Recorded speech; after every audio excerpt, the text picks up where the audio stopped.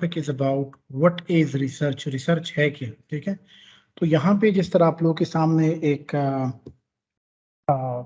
एक बड़े conclusive form में लिखा गया है कि वो सिस्टमेटिक अप्रोच या इन्वेस्टिगेशन जिसके ज़रिए हम लोग मुख्तलिफ मटेरियल्स, मुख्तलिफ सोर्सेज, मुख्तलिफ डेटा को उसके बुनियाद पे कोई ना कोई रिजल्ट इस्टेब्लिश कर सकते हैं। और एक हद तक कोई भी रिसर्च शुरू करने के लिए फर्स्ट ऑफ ऑल हमें दो चीज़ें बड़ी इम्पोर्टेंट हमें चाहिए होती है। नंबर वन ये कि जिस तरह आपको मैंने पिछले स्लाइड में बताया था कि जब तक जो भी नॉलेज है आपके पास उस तक आपकी रसाई होनी चाहिए, जितना नॉलेज मतलब अभी तक किसी भी फील्ड के बारे में दरियाफ्त हुआ है, और उसके बाद फिर आपको आइडिया हो जाएगा कि आप इसी रिसर्च को फर्दरली किस तरह लीड कर सकते हो। तो सिमिलरली अगर हम रिसर्च की बात करें तो रिसर्च हमारे पास वो सिस्टमेटिक का मतलब ये है कि वो बुनियादी तरीका जिसके जरिए हम किसी भी सोर्सेस को एनालाइज करके एक हकीकत के बुनियाद पे एक मकसद तक पहुंच सकते हैं। और सेकंड पॉइंट कह रहा है कि it is a endeavor to discover new और collect old facts.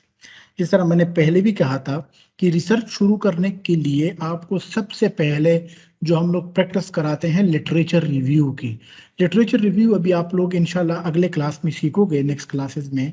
Literature review किसको कहते हैं? लिटरेचर रिव्यू उसको कहते हैं कि जब आप पढ़ ले उसी टॉपिक के बारे में जिस पर आप रिसर्च कर रहे हो, ताकि आपको आइडिया हो जाए कि इसी टॉपिक पे कितना काम हुआ है पहले। लेकिन आपने मफरूजों को नहीं पढ़ना, सिर्फ और सिर्फ आपने साइंटिफिक स्टडी को लेकर आपने एक critical investigation in terms of कि ये टॉपिक इस अंदाज में हल हुआ है। देखो, कोई भी टॉपिक शुरू करने से पहले, अभी आप लोगों को मैं एक स्टेयर की एग्जांपल दूंगा, फिर ये चीज मजीद क्लियर हो जाएगी। ठीक है, तो स्टेयर का जो एग्जाम्पल है उसमें आप लोग देख लेते हो कि सबसे पहले हमारा बॉटम नेक पे है लर्निंग का पर्सपेक्टिव।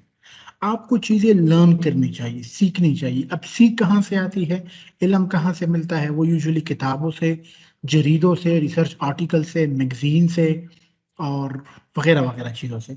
उसके बाद फिर आप किसी भी एक प्रॉब्लम को ले लेते हो और उस पर फिर उसकी आप ऑब्जेक्टिव के बुनियाद पे फिर आप उसकी रिसर्च करते हो, ताकि इस तरह के अब इंटेलिजेंस का क्या मतलब है? देखिए जी, हमेशा के लिए हम लोग ये चाहते हैं कि कोई भी बंदा कोई भी काम करे या कोई भी ऑब्जेक्टिव डिफाइन करे तो वो ये बताए कि वो ये प्रॉब्लम रिजॉल्व किस तरह करेगा। इसका मतलब ये है कि मेथोडोलॉजी चाहिए। जिस तरह आप लोगों को पिछले एग्जाम्पल क्लास में मैंने एक एग्जाम्पल दी थी कि if someone is feeling hot, उसको फीवर है, अगर आप उसके एक आम आदमी के हाथ में थर्मामीटर थमा दे और उसको टूल्स का आइडिया ना हो, मेथड का आइडिया ना हो, तो क्या वो उस मरीज की बीमारी की कैफियत को मालूम कर लेगा? बहुत ज्यादा मुश्किल है। तो इंटेलिजेंस से बेसिकली मुराद ये है कि जो आपने एक रिसर्च ऑब्जेक्टिव बना दिया, उसको लेके, मेथोडोलॉजी को लेके आप किस तरह सक्सेस तक आप पहुंच जाते हो। तो ये स्टेयर की एक एग्जांपल है। कामयाबी रातों रात नहीं आती, तब्दीलियां रातों रात नहीं आती, चीजें टाइम लेती है, उसके बाद ही फिर आपने आगे जाना होगा। अब अगर इसको मैं थोड़ा सा एक दूसरे अंदाज में देख लूं, तो जो फर्स्ट स्टेज है हमारा वो है लर्निंग का नॉलेज, जिसमें हम लोग प्रॉब्लम को आइडेंटिफाई करते हैं कि ये हमारे साथ मसला है। रिसर्च के बुनियाद पे हम ये देखते हैं कि ये मसला जो है किस लोगों को, कौन से लोगों को, कौन से डिपार्टमेंट के लिए अहमियत का हामिल है और उसको सॉल्व करने के लिए हमें क्या करना चाहिए। इंटेलिजेंस से मुराद ये है, जिस तरह आप लोगों को पिछले क्लास में मैंने बताया था कि रिसर्च करना भी एक बहुत बड़ा आर्ट है। लोगों के पास डेटा होता है but they don't know how to conclude it. तो अगर आपको कंक्लूजन का आइडिया नहीं है तो ये एक बहुत बड़ा इशू होगा। सक्सेस से हमारी मुराद क्या है? In terms of publication, in terms of इस तरह का कोई पेटेंट लेकर आना, कोई कमर्शलाइजेशन काम करना जो आपके करियर को बेसिकली बिल्ड कर सके। ठीक है, यहाँ पे आप लोग थोड़ा सा देख ले ये हमारा एक फ्लो चार्ट है। I am sorry it is little bit not very much visible, लेकिन आप लोगों को मैं मेन चीजें यहाँ से बता देता हूँ। फर्स्ट स्टेज आप लोग लिख लीजिए कि फर्स्ट स्टेज अगर आप लोगों ने, if you want to choose master degree with plan A मतलब रिसर्च, और दूसरा है प्लान बी जिसमें आप 2 एडिशनल सब्जेक्ट ले लेते हो, उसमें फिर आपको रिसर्च कर की जरूरत नहीं होती। अगर आपकी मास्टर की डिग्री है विदाउट रिसर्च, तो इसका मतलब ये है कि आपने in terms of real learning में कुछ भी नहीं किया। अब प्रपोजल बेसिकली होता क्या है? रिसर्च प्रपोजल में हम कुछ चीजें इवोल्युएट या एनालाइज करते हैं। सबसे पहले आपका एक प्रॉब्लम आ जाता है, फिर उसके बाद एक मेथड या मेथोडोलॉजी आ जाती है, फिर आपके आउटकम आ जाते हैं। प्रॉब्लम ये आ गया, इसको मैं इस तरीके से सॉल्व कर लूंगा और उसी का जो जवाब होगा वो आपका रिसर्च प्रॉब्लम की सोल्यूशन होगी। तो मतलब ये है कि how you will do it, where you will do it, और उसमें पोटेंशियल कितना है और उसमें लिमिटेशन कितनी है। रिसर्च प्रपोजल के रिसर्च प्रपोजल के स्टेज में एज ए एकेडमियन हम लोग ये एक चीज देखते हैं कि इस पर पूरी दुनिया में कितना काम हुआ है, कितना काम मजीद करना चाहिए, जो आपका प्रपोजल है उसमें कितनी पोटेंशियल है, अगर उसका स्कोप बहुत ज्यादा है तो उसको हम कहाँ तक लिमिट कर सकते हैं। उसके बाद फिर एक रिसर्च डिजाइन आ जाती है। डिजाइन में मतलब ये है जिसमें आप अपने अहदाफ मुकर्रर कर सकते हो। देखो, अगर आप ट्रांसपोर्टेशन का कोई भी प्रोजेक्ट उठाओगे, मैक्सिमम एक थीसिस का एक ही ऑब्जेक्टिव पॉसिबल है, या मैक्सिमम फिर 2 पॉसिबल है अगर आप उसको पार्ट ए पार्ट बी में डिवाइड कर लेते हो। अगर आपके एक थीसिस से या एक प्रोजेक्ट से आपके बहुत सारे जवाबात निकल रहे हैं, तो इसका मतलब ये है कि आप कहीं पे गलती कर रहे हैं।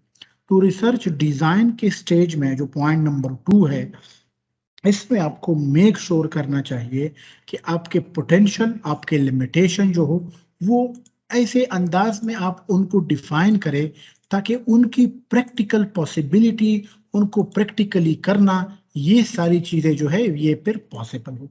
अगर आपकी रिसर्च डिजाइन इस तरह है कि आप चीजों को टाइमली डिलीवर नहीं कर पाते, या if you are not able to complete your project within XYZ budget, within XYZ time, within XYZ objective, तो इसका मतलब यह है कि रिसर्च डिजाइन के स्टेज पर आप कहीं ना कहीं पे गलती कर रहे हो। थर्ड पॉइंट हमारा आ जाता है फील्ड वर्क का। फील्ड वर्क यहाँ से हमारा एक कंप्लीट मुराद है कि किस तरह की एक्सपेरिमेंटल एनालिसिस आपको चाहिए होगी, किस तरह का आपको डेटा चाहिए, और कौन सा आपका सोर्स ऑफ डेटा होगा। तो ये आपकी फील्ड वर्क के रिलेटेड से आपके पास डेटा आ जाएगा।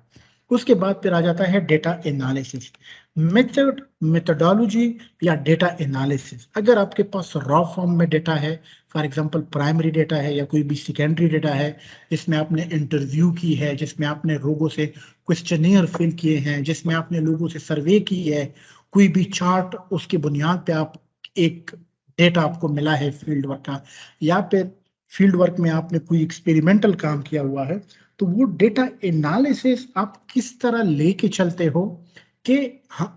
अब एक दफा फिर से आप लोग डेटा एनालिसिस पे पॉइंट नंबर 1 पे आ जाइए, जिसमें आपने ऑब्जेक्टिव अपने डिफाइन किए थे। क्या वो तरीका है कि जो क्वेश्चन मैंने बताए थे यहाँ पे, क्या उनको मैं हासिल कर रहा हूँ, क्या उनकी मैंने कोई भी एक पॉसिबल सोल्यूशन दे दी। तो अगर आपकी डेटा एनालिसिस या सिलेक्शन ऑफ मेथड या सिलेक्शन ऑफ मेथोडोलॉजी उस लेवल की है, तो फिर we don't have any issue. लेकिन अगर वो उस लेवल की नहीं है, तो इसका मतलब ये है कि you have to think about कि आपने जो मेथड ली है उसको हम किस तरह देख सकते हैं, या उसको हम किस तरह फर्दरली किसी और मेथोडोलॉजी को देख के एनहांस करके अपने रिजल्ट तक पहुंच सकते हैं। डेटा एनालिसिस में यूजुअली 2 स्टेजेस होते हैं, ठीक है। एक पॉइंट है कैलिब्रेशन का, एक पॉइंट है वैलिडेशन का। इंजीनियर्स के लिए इन दोनों टूल्स का समझना और उसकी सीख और उसकी डेप्थ में अंडरस्टैंड करना बहुत ज्यादा जरूरी है। किस तरह जरूरी है? अगर आपकी डेटा एनालिसिस आप कर रहे हो, आपके पास एक डेटा आ जाए, आपने अपनी ही डेटा की क्रॉस वेरिफिकेशन जो है, जिसको हम लोग ऑपरेशन कहते हैं, या हम ये देखना चाहते हैं कि ये मेथड जो रिजल्ट मेरे पास अखज हो गए हैं, क्या ये ठीक है कि नहीं। तो जिस टूल के जरिए हम उसको देखना चाहते हैं वो पार्ट हमारा डेटा एनालिसिस में आ जाता है। फिर हमारा एक लास्ट पार्ट है राइट अप का। अब लिखना भी अपने आप में एक बहुत बड़ी आर्ट है। देखो, मेरा एक प्रोफेसर थे, प्रोफेसर फ्रिट्ज बुश, आप लोग उसको सर्च भी कर सकते हो उनके, हाँ फ्रिट्ज बुश आप उसको सर्च कर सकते हो। BMW का CEO था, ठीक है। तो वो अक्सर ये कहता था कि अगर आपकी PhD की रिसर्च एक सिंगल पेज की भी है तो उसको मैं एक्सेप्ट करूंगा, अगर वो प्रॉपर रीडेबल फॉर्म में है तो राइट अप जो है ये अपने आप में एक बहुत बड़ा आर्ट है। आप अपने प्रॉब्लम को किस तरह डिलीवर कर पा रहे हो, ऑब्जेक्टिव को किस तरह लेकर आ रहे हो, और आपने जो काम किया है उसकी बुनियाद पे आप ऑब्जेक्टिव को किस तरह अचीव कर रहे हो। अच्छा जी, अब नेक्स्ट पॉइंट है हमारा कि ऑब्जेक्टिव कौन कौन से होने चाहिए। ये बहुत ज्यादा जरूरी है। अगर आपकी लाइफ का ऑब्जेक्टिव, आपकी लाइफ का पर्पस और आपके रिसर्च का ऑब्जेक्टिव नहीं है, दैट मीन्स कि हम लोग किसी गलत डायरेक्शन में जा रहे हैं, जो कि नहीं होना चाहिए। नंबर फर्स्ट क्या है, हम लोग फाइंड आउट न्यू सोल्यूशन। किसकी new solution? To solve the unsolved problem. उस सवाल को हम हल करना चाहते हैं जो अभी तक हल नहीं हुआ, ठीक है। हम ये चाहते हैं कि उस सवाल को हल कर ले जिसकी अभी तक स्टिल इश्यूज है, या किसी ने अभी तक उसकी दरियाफत की नहीं है। सेकेंड पॉइंट है टू एनालाइज वेरिएबल। मुख्तलिफ पैरामीटर्स को देख के हम आइडेंटिफाई कर ले इफेक्ट को, उसकी काजेस को, ताकि जो पहले से मौजूद ना हो। इसका मतलब यह है to address the problem with new solution और to identify the cause effect relation. अब कॉज इफेक्ट रिलेशन आप लोग थोड़ा सा समझ ले कि कॉज इफेक्ट रिलेशन से हम क्या चाहते हैं। जिस तरह फिजिक्स में हम लोगों ने पढ़ा था कि ये डायरेक्टली प्रोपोर्शनल है, ये इनवर्सली प्रोपोर्शनल है, एक के कम हो जाने से दूसरा बढ़ जाता था, एक के कम होने से दूसरा भी कम होता था। तो ये वो हमारे काज एंड इफेक्ट रिलेशन है जो रिसर्च से, फॉर एग्जांपल अगर मैं आप लोगों को एक एग्जांपल दूं, अगर रोड में आपका बिटुमेन की क्वालिटी या ग्रेड आपने चेंज कर दी फॉर एग्जांपल, तो क्या उसके रफनेस पे कितना असर होगा, उसकी फाइननेस पे कितना असर होगा, कॉजेज ऑफ एक्सीडेंट उसमें कितने बढ़ेंगे, स्लिप रिएक्शन उसमें कितना आएगा। तो ये सारे के सारे काज एंड इफेक्ट रिलेशन है। अब कुछ जगहों पे आपको कभी ना कभी, कभी कभार एक डेंस ग्रेडेड बिटुमेन की लेयर चाहिए, और कुछ जगहों पे आपको उसी बिटुमेन का मिकदार कम कम मतलब आपने प्रोवाइड करना होता है। ये वो जगह, उन जगहों की हम लोग मेनली बात कर रहे हैं जो बिल्कुल स्नोई कंडीशन के लिए जब आप प्लान या डिजाइन करते हो, ठीक है। इसकी डिटेलिंग हम लोग फिर पेमेंट डिजाइन में सीखेंगे। फिलहाल के लिए आप लोग ये समझ लो कि रिसर्च के ऑब्जेक्टिव नंबर 1 ये होना चाहिए कि आप किसी ना किसी रिजल्ट तक आपको पहुंच जाना चाहिए। सेकंड पॉइंट ये है कि जब भी हम किसी भी एक पॉइंट की, एक रिलेशन की, उसकी काज एंड इफेक्ट रिलेशन देखना चाहते हैं कि ये इस पे कितना असर कर रहा है। सबसे इंपॉर्टेंट चीज है। यहां तक अगर किसी का कोई सवाल है तो आप लोग पूछ सकते हैं। Anyone have any doubt, question? आप लोग रिस्पॉन्ड करें ताकि फिर मैं आगे फर्दर प्रोसीड करूं। अच्छा, आपके साइलेंस को मैं क्लियर है सर, नो क्लियर है क्वेश्चन सर। समझ लेता हूं। ठीक है जी, थैंक यू। अच्छा, अब नेक्स्ट पॉइंट है हमारा कि characteristic of research, scientific research क्या क्या होने चाहिए। नंबर फर्स्ट है कि it involve gathering new data, ठीक है। मतलब ये है कि आप जो काम कर रहे हो वो आप एक नए डेटा को, नए स्टेटिस्टिक को, नए मटेरियल को, नए सिनेरियोस को हमेशा के लिए आपने लेना है, ताकि कंट्रीब्यूशन, यहाँ पे इसको मैंने क्यों हाईलाइट किया हुआ है कि आपके प्रेजेंस से, आपके काम से साइंस को या लर्निंग को या रिसर्च एंड डेवलपमेंट को क्या फायदा मिल रहा है। सबसे इंपॉर्टेंट चीज ये है। सेकेंड पॉइंट क्या है, it is directed towards the solution of a problem. अगर आप किसी भी सवाल का जवाब नहीं ढूंढ रहे, आपका जवाब ही किसी सवाल का हल नहीं है, दैट मीन्स कि आपने रिसर्च नहीं की है। अच्छा, अब यहां पे हम लोग जब बात करेंगे तो you should always rely on empirical evidence, empirical statistic.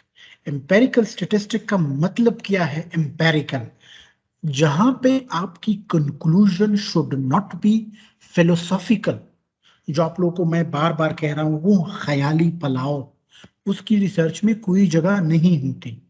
It should not be, it should be evidence based, it should be realistic approach based।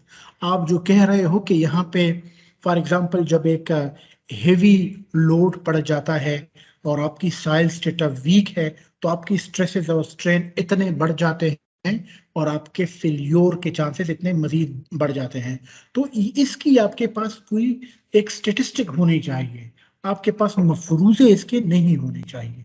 इस तरह यहाँ पे है थर्ड पॉइंट के it should be based on each and every result should be calibrated and validated.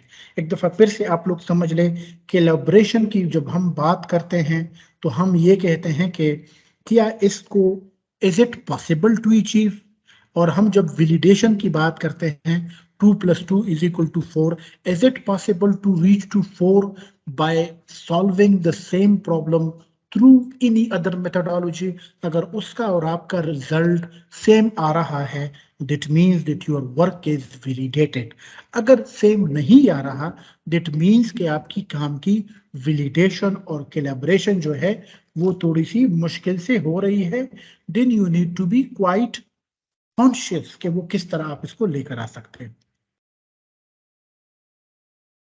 Next slide है हमारा इसी की कंटिन्यूएशन में कि it is systematic in nature. Systematic से क्या मुराद है कि ये एक एक तरीके के बाद ही होना चाहिए। मतलब ये है कि आपने एक एम्पेरिकल एविडेंस की बुनियाद पे आपने किसी भी क्रिटिकल ऑब्जर्वेशन तक आप पहुंच गए।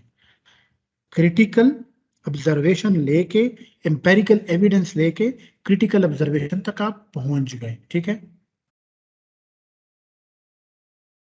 नेक्स्ट पॉइंट है कि रिजल्ट शुड बी वेरीफाइएबल।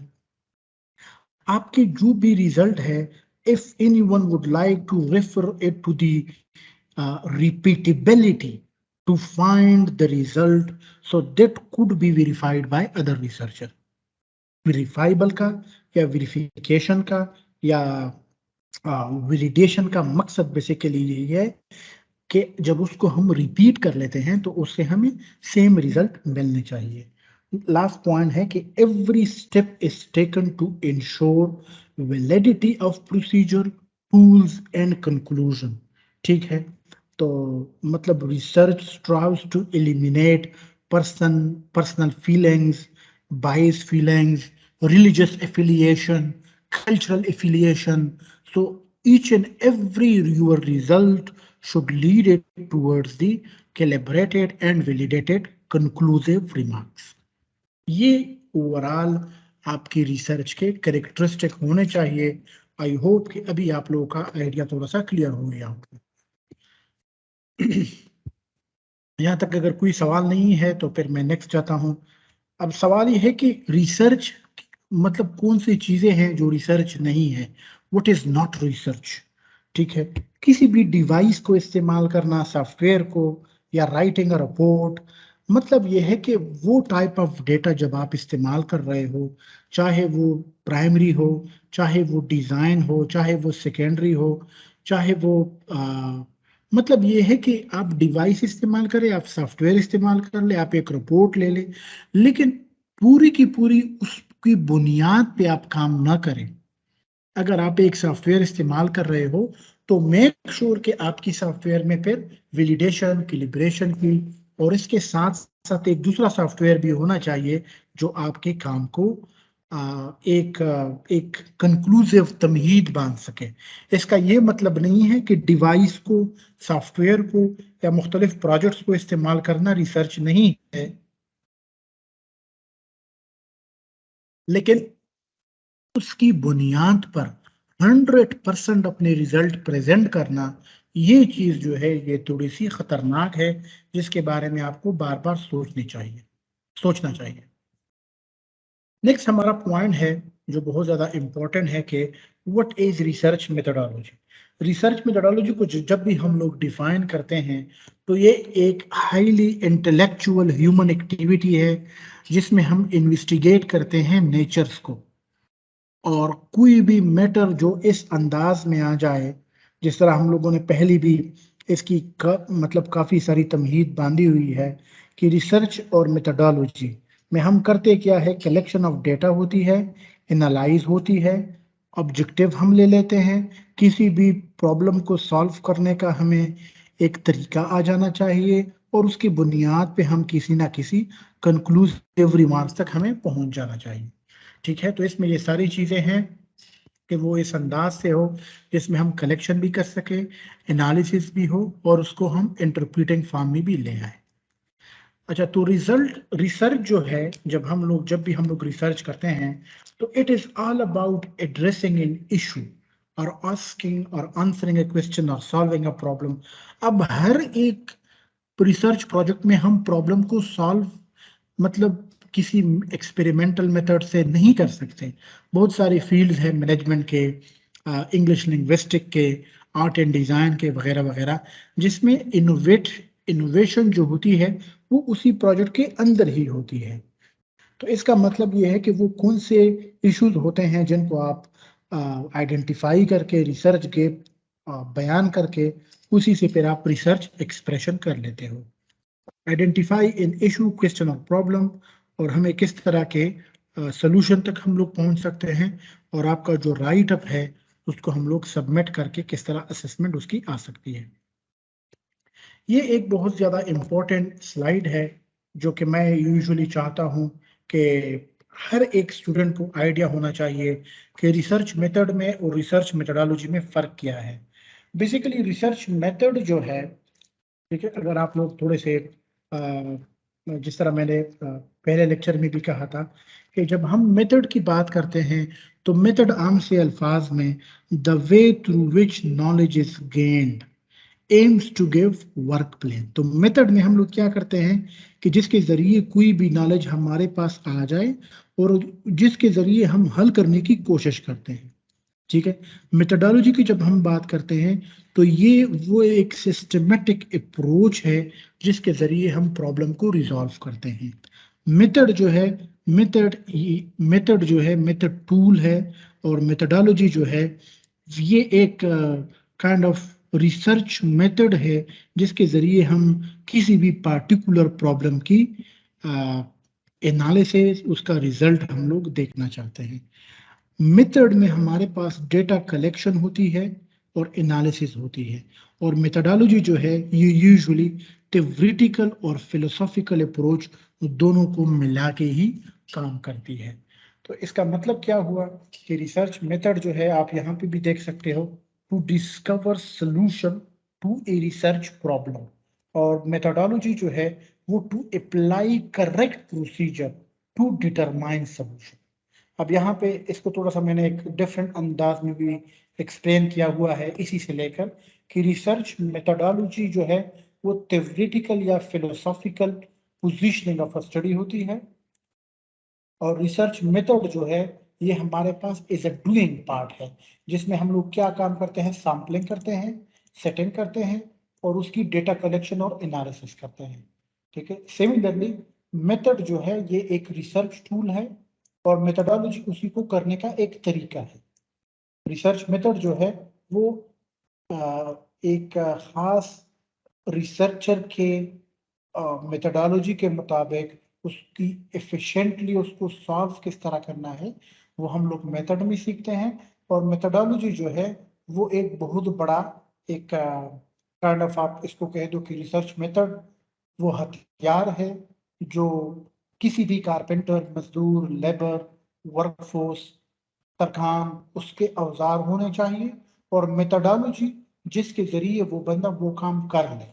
तो मेथड उसके टूल्स हो गए, मेथडोलॉजी उसको करने का तरीका हो। अभी इंशाल्लाह आप लोगों को आज ही मैंने ईमेल की है, तो आप लोगों को ऑफिशियल हर एक चीज मिल जाए।